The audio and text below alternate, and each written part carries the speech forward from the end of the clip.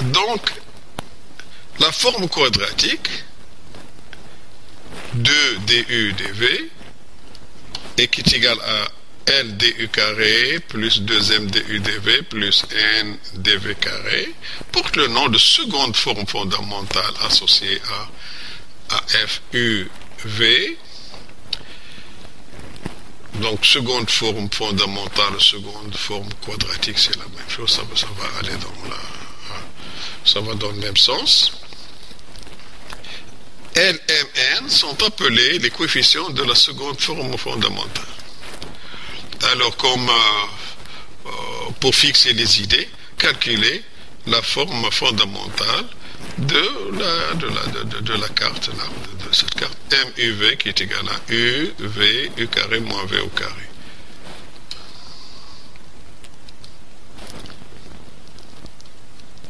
Donc, calculer la forme quadratique de cela. C'est facile à voir. Et maintenant, on va passer à une interprétation de la deuxième forme fondamentale. Elle a une bonne interprétation géométrique.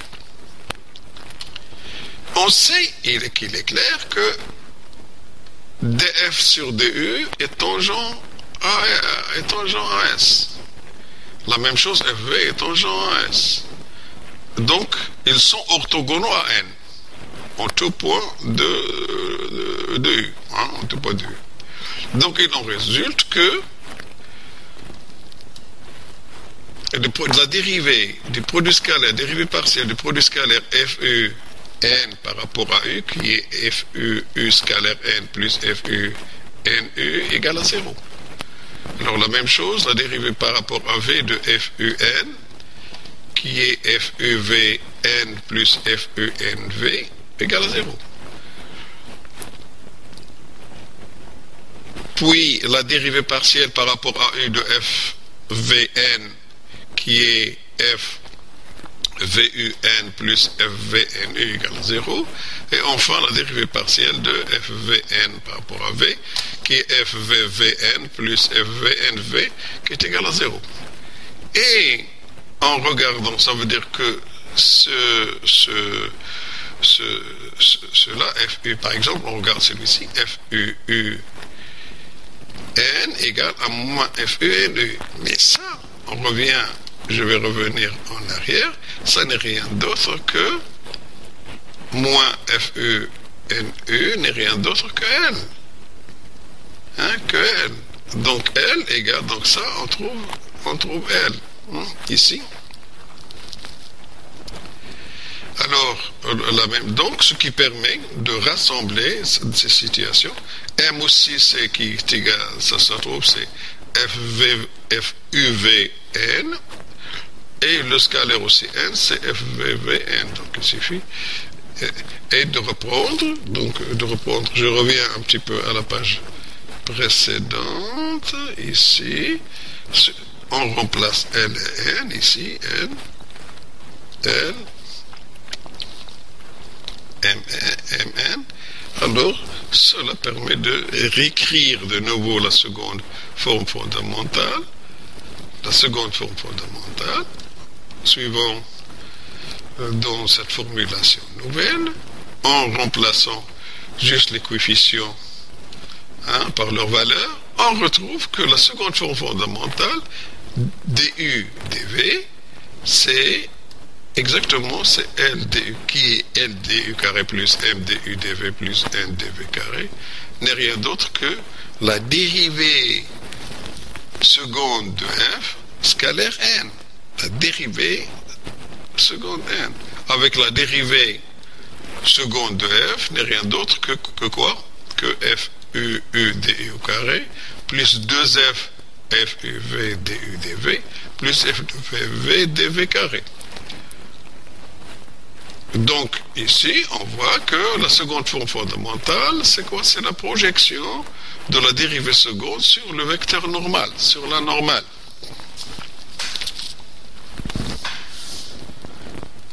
Ce qui permet de donner une bonne interprétation de la position de la surface par rapport à n. Donc, maintenant, on prend un point P de la surface S. On prend encore un autre point P de la surface voisin P, on suppose proche, et F de U dans E3, une carte de S contenant à la fois P et Q.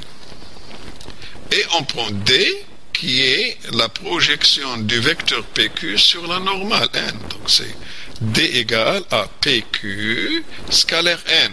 Donc la projection du vecteur PQ sur la normale N.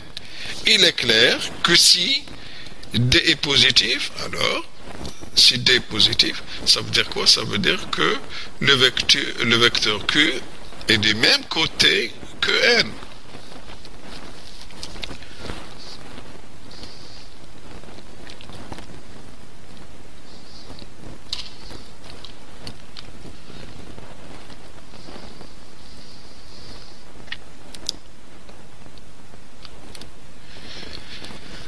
Alors, plaçons-nous dans ce cas particulier.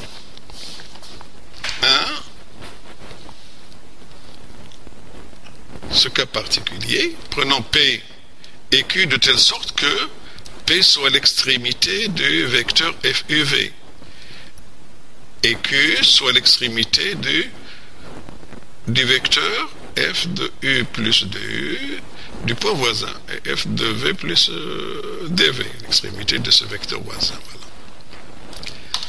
Voilà. Alors, en appliquant la formule de Taylor d'ordre 2, on obtient PQ n'est rien d'autre que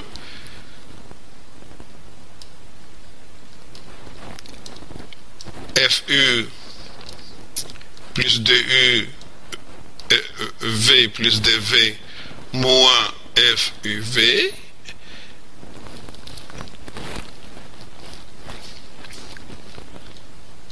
ça va être égal à DF, donc égal à DF plus 1 demi de D carré F plus petit taux de DU carré plus DV carré. Donc, qu'est-ce qu'on fait? Bien sûr, DF, c'est quoi? C'est DF, c'est FU, DU plus FV, DV. Ça, c'est... Alors,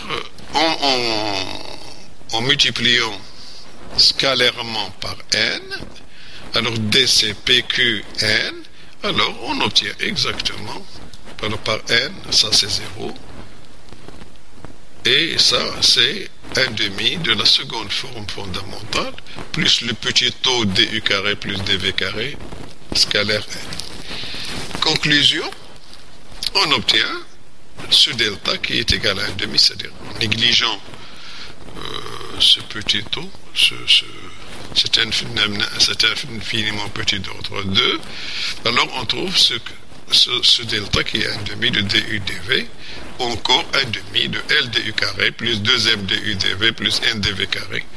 Alors ce nombre-là, delta, porte le nom de paraboloïde oscillateur de la surface S au point P.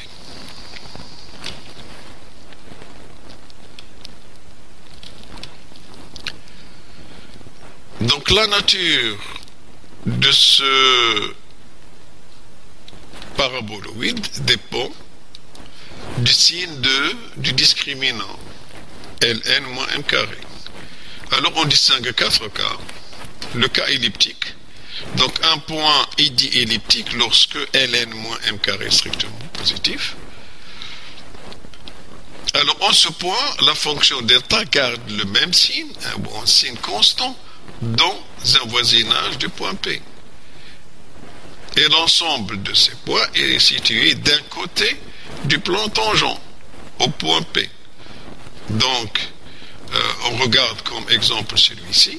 Alors ici, ça va se trouver en bas, les points. Les points Q, ici, on imagine le point P ici, le vecteur normal, c'est... Donc, on a cette situation, tous les points P, tous les points Q sont situés d'un côté du tangent, le plan tangent, c'est ça. Ou dans l'autre, vu dans la page précédente, celle-ci. Il est de ce côté-là. Donc ça, c'est le N, le plan tangent, ils sont de côté du plan tangent, en haut ici.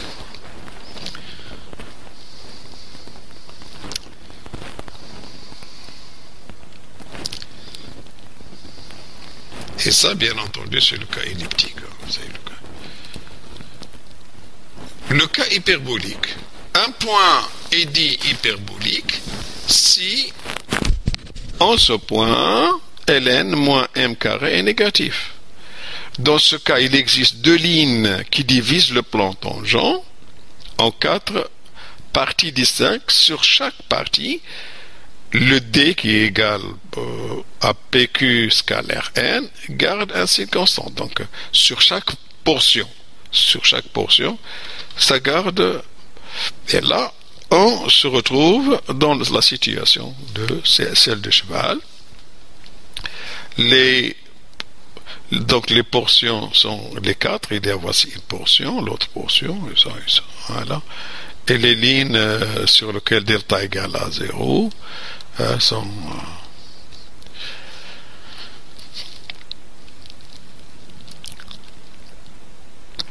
Le cas parabolique, un point sur une surface est dit parabolique si, en ce point, ln moins m carré égale à 0, sans que les coefficients L, M et N soient nuls.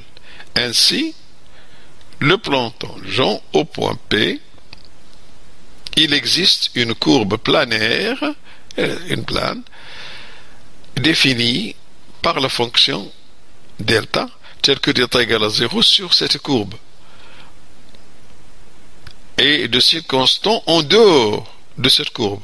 On peut imaginer ici le tore posé sur un plan et la courbe en bas sur lequel repose ce tore.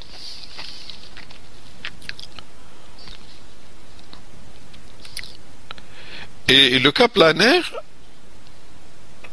dans ce cas, ln moins m carré égale à 0 et aussi L carré plus m carré n carré égale 0, c'est-à-dire Lm gagne. C'est-à-dire L égale m égale n égale 0. Alors la forme quadratique en question 2 sera identiquement nulle. Et pour définir D, il faut vraiment pousser le développement limité jusqu'à l'ordre 3. On retrouve D, c'est un demi de la deuxième forme fondamentale, plus un sixième de D au cube F, N plus un infiniment petit d'ordre 3 là, scalaire N. Donc D, c'est un demi de 2, plus produit scalaire de un sixième produit scalaire D3F N plus un infiniment petit ici d'ordre 3 scalaire n. Et on obtient dans ce cas, delta, ça va être un sixième de d au cube fn, qui est une forme cubique. Par conséquent, il existe 3 lignes sur lesquelles delta est nul. Alors là, voilà, imaginez cette surface-là, avec les lignes sont, il y a 3 lignes, pas 2, 3 lignes qui séparent ça, et on obtient ce qu'on entend par selle de singe. Maintenant, on passe à ce qu'on entend par courbure normale. Soit f de u dans E3, une carte locale de classe CK, K supérieur ou égal à 2, d'une surface S, contenant le point P. P, c'est M, U0, V0. Et soit T de M0S, le plan tangent à la surface S au point P. N, le vecteur normal unitaire. AS, au point P. Considérons une courbe gamma sur cette surface donnée par gamma t, c'est f de t, u de t et v de t. Alors le vecteur de courbure de gamma au point P est donné par k, c'est dt sur ds. Voir section 1, je crois, sur les courbes. C'est encore dt des grands t sur des petits t, des gamma sur des t, ça c'est en norme. Alors, on appelle vecteur de courbure normale au point P, c'est exactement K indice N, le vecteur K indice N, qui est la composante, c'est Kn, c'est le scalaire Kn. Et on l'appelle courbure normale scalaire. Donc c'est kappa, en kappa n, c'est le produit scalaire de Kn. Donc c'est Kn, c'est kappa n, vecteur normal, projection du vecteur de courbure sur n. Mais attention, il ne faut pas confondre ce petit n avec le n de vecteur normal à la courbe. Ça, c'est le vecteur normal à la surface, au point en question. Donc, kappa n, c'est le produit scalaire, le k du vecteur de courbure avec n. Encore, c'est la projection du vecteur de courbure sur n, sur la normale à la surface.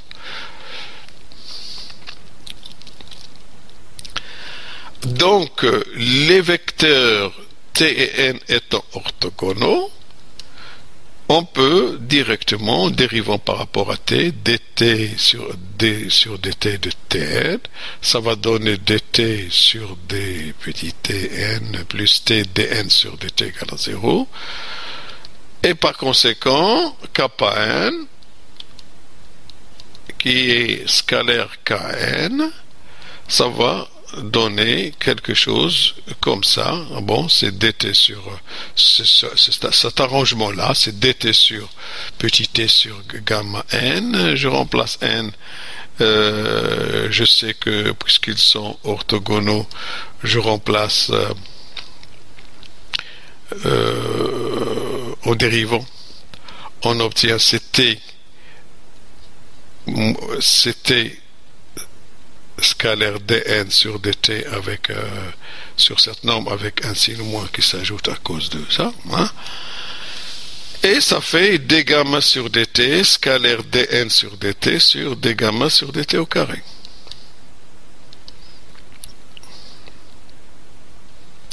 Bien sûr, le d gamma sur dt, ça provient de t, hein? Ça provient parce que t c'est d sur d. Ce qui fait que kappa n, en remplaçant d gamma sur dt par d gamma sur dt, c'est fu du sur dt plus fv dv sur dt. Scalaire n, c'est nu du sur dt plus nv sur dt. Et ici, sur le carré de fu du plus fv dv, scalaire, ce carré scalaire, si vous voulez. Alors, ça va faire quoi? Ça donne que kappa n égale L du sur dt au carré, plus 2m du sur dt dv sur dt, plus n dv sur dt au carré, sur e du sur dt au carré, plus 2f du sur dt dv sur dt, plus g dv sur dt au carré. Et ça fait la deuxième forme fondamentale de du sur dt, dv sur dt, sur la première forme fondamentale i de du sur dt. Donc ici la courbure normale n'est rien d'autre que la seconde forme fondamentale sur la première forme fondamentale.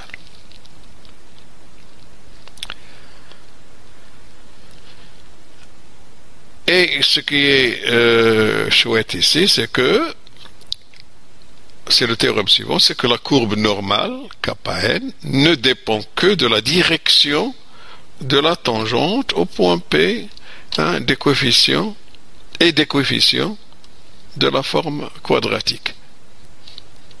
A et 2, les coefficients A et 2. Pourquoi? C'est toujours à cause de l'ancienne relation ici, en posant R égale du sur dt, et on revient à cette forme-là en divisant par des v carré, voilà, par dv carré. Alors on obtient la chose suivante. Kappa, ça va devenir L R au carré plus 2m R carré plus n. et l'autre ça fait sur ER carré plus 2FR plus G. Et on voit bien que kappa ne dépend que des coefficients de la seconde forme fondamentale et de la première fondamentale. Voilà, et de la direction.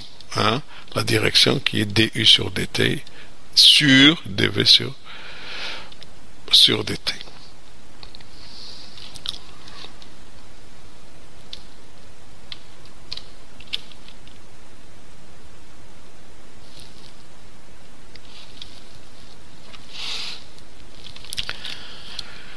Bon, alors, comme exemple, on peut appliquer ceci sur la surface, sur la sphère S2, sur la sphère de rayon A positif. Donc ici, f θ, donc elle est paramétrée par f θ phi, c'est A sinus phi cos θ I, plus A sinus phi sinus θ J, plus A cosinus phi K, avec θ et phi appartenant à 0 pi croix 0 de pi croix 0 pi. Alors en calculant f θ, f phi, f θ θ, f θ phi, et puis phi θ, et en calculant n, on retrouve que n, c'est moins sinus θ cosinus phi I, moins sinus θ sinus phi J, moins cosinus phi K. Et les coefficients sont les suivants. Donc E de la première forme quadratique, le premier coefficient de la première forme quadratique, c'est A carré sinus carré θ. Le deuxième, F égale à 0 et G égale à A au carré.